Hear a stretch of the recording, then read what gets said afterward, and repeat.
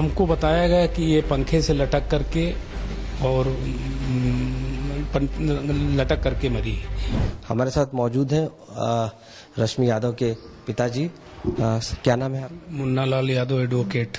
मुन्ना लाल जी, बताइए क्या घटना कैसे हुई थी, कैसे आपको पता लगा कि रश्मि जी की डेथ हो गई? मैं लखनऊ गया था और मैं रास्ते में था, तब करीब 4:30 बजे लगभग मुझे फोन पे सूचना मिली कि आप कहाँ हैं।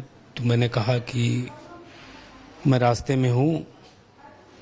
कल उस दिन मैं टैक्सी से लखनऊ चला गया था, लड़के को भी नहीं ले गया मैं, मतलब अजीब सा मुझे उस दिन लग रहा था।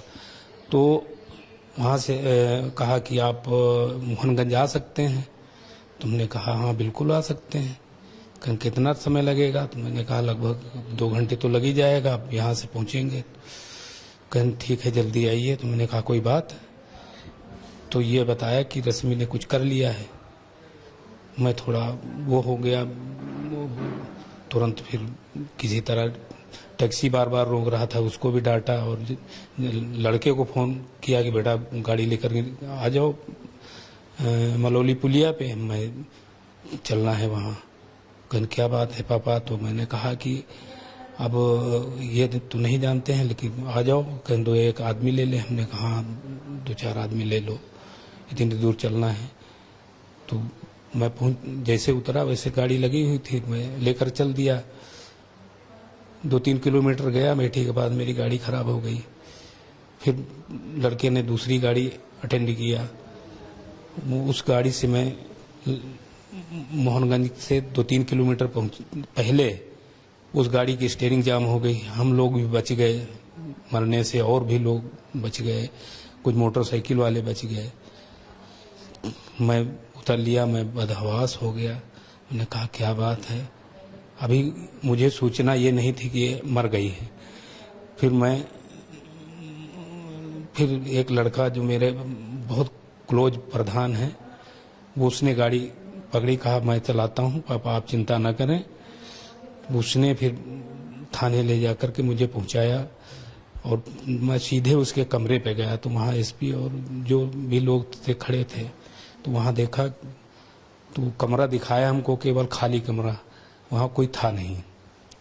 तो हमने कहा रश्मि कहाँ? कहीं हॉस्पिटल में है। तो हमने कहा हो सकता है जहर वहर खाया हो, इलाज चल रहा हो। तब तक मुझे नहीं मालूम हुआ।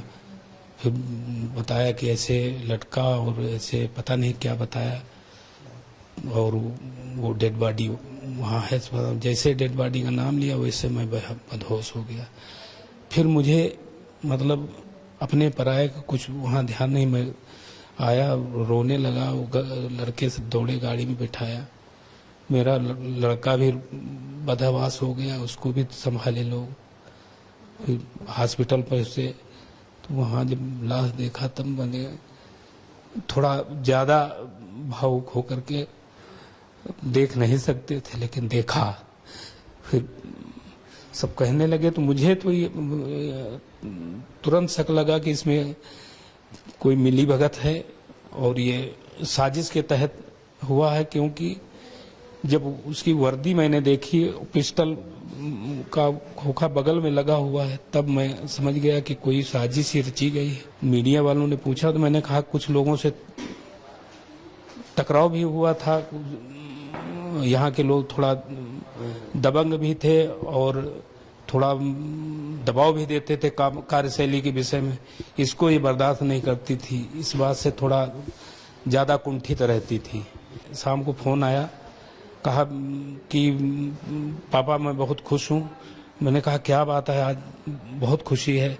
कहीं मेरा यहाँ से ट्रांसफ़र हो गया गौरीगंज। तो मैंने कहा चलो अच्छी बात है, तुम यहाँ ज़्यादा। फिर कब बताया? ये 21 तारीख को शाम को वही 5 साढ़े 5 बजा रहा होगा, 5 बजा रहा। ये एक दिन पहले, घटना के एक दिन पहले की बात है ये। आप बता रहे थे कि जब ट्रांसफर हुआ तो आपसे वो काफी बता रही थी कुछ कि मेरा ट्रांसफर, वो क्या चीज बता रही थी? ये कह रही थी कि मुझे यहाँ अजीब सा लगता है, यहाँ मुझे बहुत हैरेस किया जा रहा है, इसलिए हम यहाँ नहीं रुकना चाहते हैं। हमारी सुरक्षा नहीं है।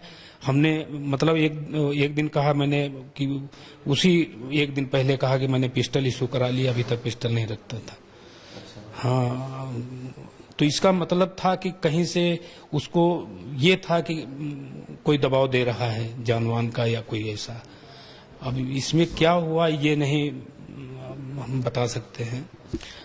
देखिए, कोई कार्य भी करती थी तो अधिकारियों पे दबाव आ जाता था तो फ्रस्ट्रेट हो जाती थी। और महिला होने के नाते एक मतलब इस कास्ट का कुछ वहाँ दबाव में रखना चाहते हैं।